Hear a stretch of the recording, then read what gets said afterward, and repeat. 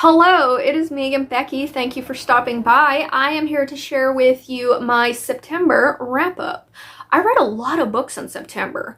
Don't ask me how I did that, but I read 18 books in total. Let me start by sharing with you my ratings for books that I read in vlogs. I'm not going to go into what these books are about or my feelings on them because I have already done vlogs for them, so I will link them in the description if you want to go check those out. In my Unstuff Your TBR vlog, the theme was leaves on the cover. I read Must Love, Moss, and Moonshine by Maisie McGill. Wow, that's a lot of M's. I ended up giving this 3 stars. Snake Eater by T. Kingfisher, I gave 4 stars. Sink or Swim by DJ Russo, I gave 4.5 stars. And Blood and Bargains by Hollis Darling, I gave 5 stars. I also did episode 7 of my Read or Reap vlog, which I will link down below if you want to go hear what these books are about. In that, I read Fear the Flames by Olivia Rose Darling. I gave this 4 stars. Willa of the Wood by Robert Beatty. I gave 5 stars. Revel by Lisa Mia Smith. I gave 3.5 stars. Griffin's Castle by Jenny Nimmo. I gave 2 stars. A Shadow in the Reaping by Bryn Weaver. I also gave 2 stars. And Cruel is the Light by Sophie Clark. I gave 3 stars. The only other book I'm not going to go in depth about is my Black Hat Book Coven book for the month, which was Bewicched, the Sea Witch Chronicles by Shauna Kelly. I gave this 3.5 stars, and I will have the live show discussion where I, as well as the other Coven members, talk about this down below if you want to hear our thoughts. I then read When the Tides Held the Moon by Vanessa Vita Kelly. This is an adult historical gay paranormal romance with mermaids. In this, we are following Benny, who is an orphan who finds himself in New York City in 1910. He is a great blacksmith, and he constructs this iron tank that is bought by the proprietor of a freak show sort of carnival attraction on Coney Island. So he gets propositioned to work on this tank, and there he ends up helping to capture a merman who he finds out is named Rio. And the more time he spends with Rio sort of developing his tank and making it part of this attraction, the more that he gets to know him and they end up falling in love with one another. I ended up giving this book 5 stars. I really enjoyed it. I loved the historical aspect of it. I loved that this featured a merman romance. I loved the found family and the diverse cast of characters in here. The audiobook narration was really well done, and this is just a beautiful book altogether. If you look at the end papers, look at that. And there are full color illustrations all throughout this book as well, which added a nice element to the story. So this is one that I definitely recommend. If you're a historical romance reader, I think you would really enjoy this because it does have a very heavy aspect on the romance between Rio and Benny. I then read In the Darkest Midnight by Grace Draven. This is a novella within her Wraith King series. The first book, Radiance, and then Eat Along, and then The Ippos King. One of my favorite, if not my favorite, fantasy romance series ever. So this is a book that you should read after book 2, Eat Along, because it mentions and you see one of the characters from that before his story takes place, Seraphac. And in this, we were following a young woman named Jonna who was born with a very large birthmark on her face that has led to her being ostracized and made fun of and just harassed for most of her life. And when her brother's swordsmanship tutor comes into her life, he really encourages her to train with her brother to develop her confidence and learn how to fight back for herself. She develops this crush on him, and then something happens that causes him to leave, and as time skips forward, he comes back into her life, and she's wondering if he could ever see her as a woman instead of the awkward, insecure child that she once was. I ended up giving this novella 4.5 stars. I really liked the relationship between Jonna and Roderick, who is her brother's tutor. There is an age gap here, and even though they met when she was 15, I didn't feel like it was icky in any kind of way because they didn't act on that attraction. Then it skips forward to her being, I think, 28 years old, so you really don't see any sort of, sexual attraction. while she's a teenager. But this had a really great brother and sister relationship dynamic, and I loved the ugly duckling finds her confidence trope. Roderick is a really honorable male main character, and I thought they had a good chemistry together. If I could say one thing I didn't like about this book is I wish it would have been longer and their attraction and romance could have been fleshed out. There was also that large time jump where he isn't a part of her life, and when he comes back, I feel like they picked up really quickly, and I wish that would have been expanded a little bit just to draw out that tension between them. I then read Water Moon by Samantha Soto Yamboya. This is about Hana, who is set to inherit her father's magical pawn shop, where patrons find it when they are looking to pawn off or sell their regrets. If they're not looking for that, all they will see is a ramen shop. And one morning, Hana wakes up to find that her father has gone missing, and one of the artifacts that was really, really important to her shop has been stolen. And in walks Kishin, who is a new patron who has regrets that he's not even sure what his regret is that sent him to this pawn shop. But he agrees to help Hana try and track down her father and figure out what happened to him and bring him back. And in doing so, he is pulled into this whimsical world where they travel through rain puddles and they fly on the wings of origami cranes to try and avoid these very demonic spirits that are trying to keep Hana from finding her father. I ended up giving this 4 stars. I really liked the whimsical, descriptive writing of this. It felt so magical. All of the magical elements, from the way they travel to the items that give her powers and things like that, they all made complete sense to me. I had no problem imagining it in my head how it would work, and I just loved that. This does have a darker ending than I think a lot of people are expecting from this. I feel like when people go into this, they're expecting this light, whimsical adventure, and while it is a whimsical adventure, it's definitely not a light one. It does have some darker elements to it. But I liked also the morality concept of, would you give up your regrets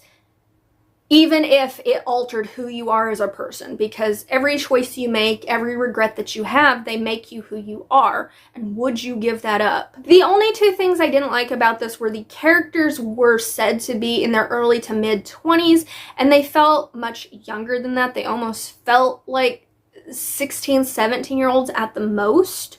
I don't think the audio narration really helped with that either at times. And this does have some back and forth timelines in it in which we see the reasoning as to why her father disappeared and what led up to that, which I didn't love so much at times. But this, I really enjoyed this. I highly recommend it if you're looking for something whimsical and fun. Really glad I have a beautiful copy of it. I then read Spookily Yours by Jennifer Chipman. This is an adult paranormal romance. It is about Willow, who lives in this small town with her sister, and one day she goes to adopt this cat from an animal shelter, and she adopts a literal demon. He is a demon that is cursed to stay a cat, and she ends up breaking this curse really easily, and out pops Damien, who is a demon prince. And Damien was sent to this world to try and find his brother's new queen, and instead he kind of ends up finding love for himself. I ended up giving this one 4 stars as well. I liked this book well enough for what it was. It's nothing deep. It's just a fun Halloween paranormal romance. I liked that he was a cat demon and he can still like turn into a cat even after his curse is broken. I liked the Halloween vibes of this. I liked that it had a sister relationship in it.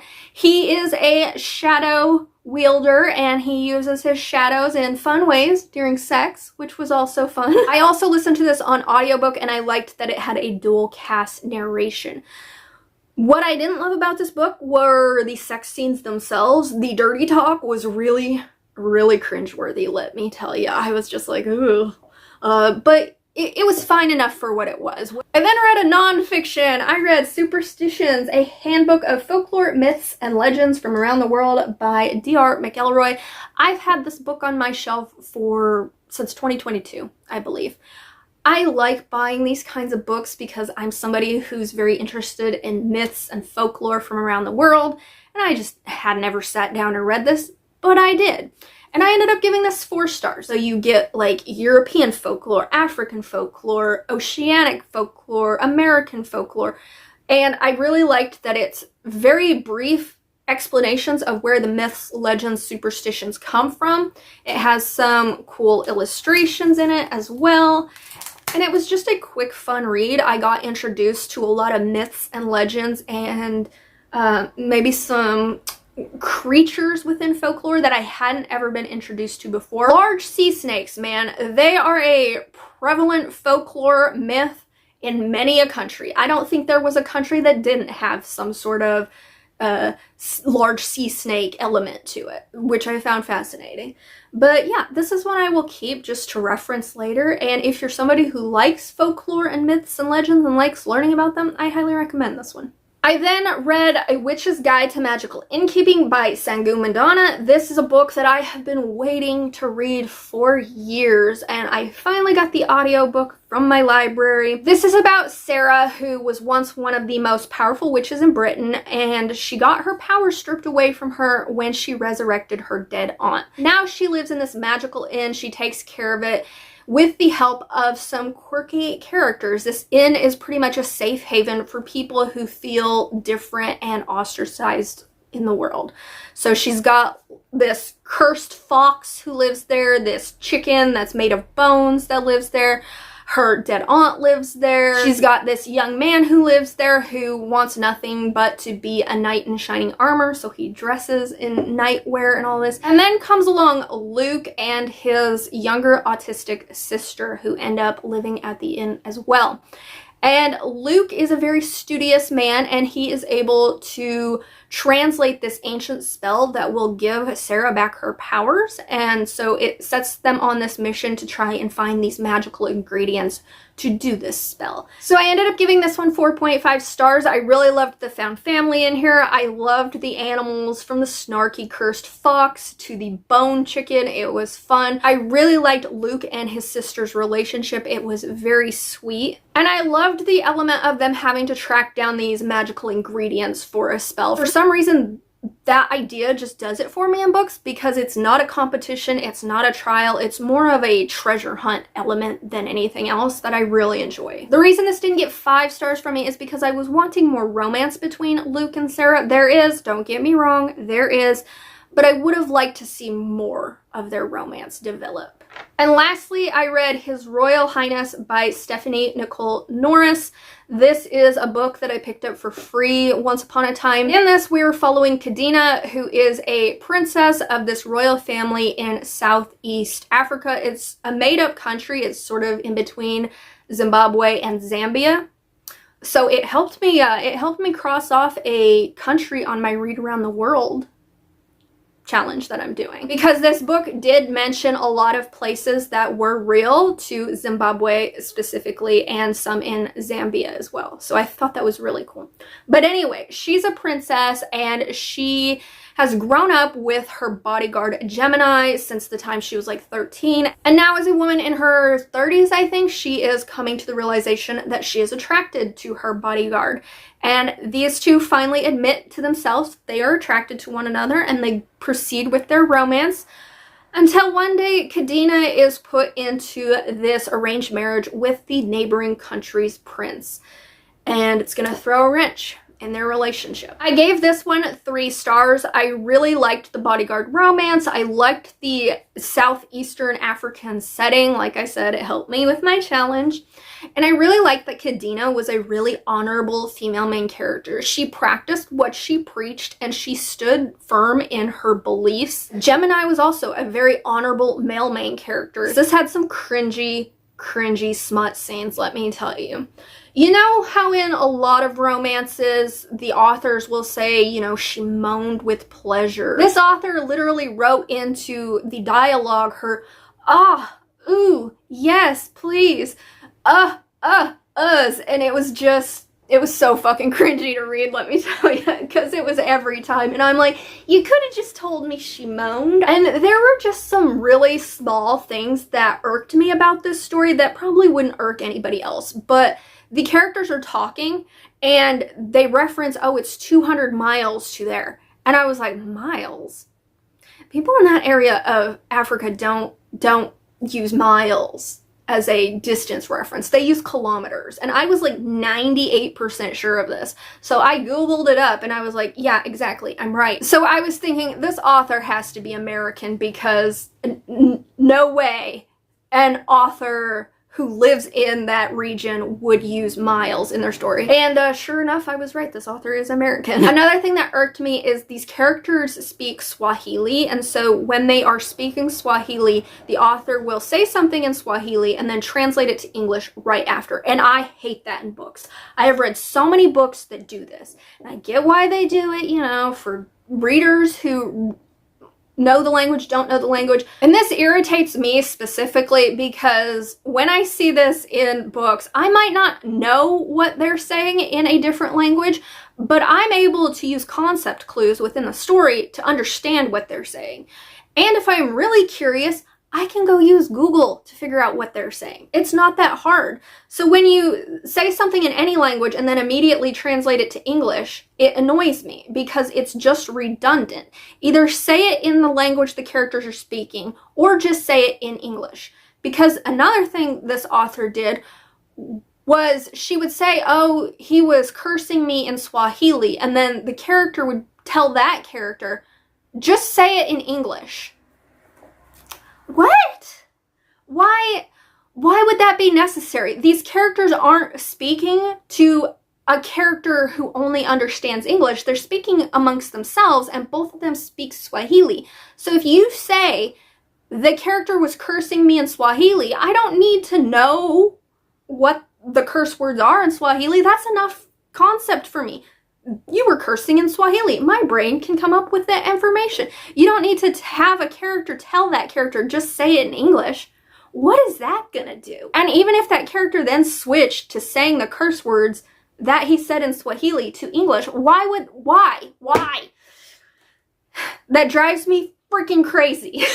So, you know, this was fine for what it was. I liked certain aspects of it. I didn't like certain aspects of it. I won't be continuing this series, but for it being a free book that I picked up, if you spot it for free and you're curious about it, you might as well get it for free as well. So those were the 18 books that I read in September. Let me know down in the comments, have you read any of these books? Will you be adding any of them to your TBR? But if you don't want to comment any of that, but would like to let me know that you made it to the end of this video, could you just leave me a shell emoji for When the Tides Held the Moon? Because I really liked that one.